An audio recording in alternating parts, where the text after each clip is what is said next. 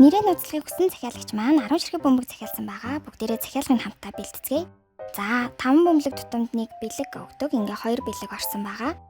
За ингээ бүгдээрээ бөмбөлгийг рэндомаар гаргаж ирээд задлж үзцгээе.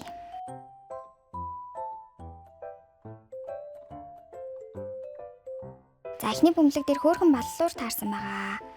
За ийм хөөрхөн хайрцагтай баллуур очдог. За хоёр дахь нь болохоор тэмдэглэлийн цаас буюу нөт стикер таарсан байгаа.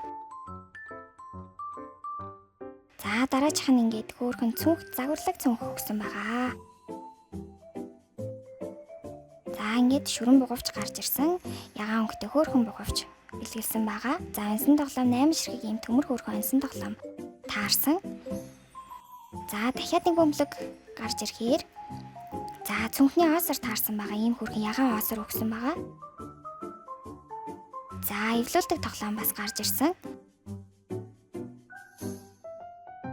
За тэгээд нэг ширхэг сквиши таарсан.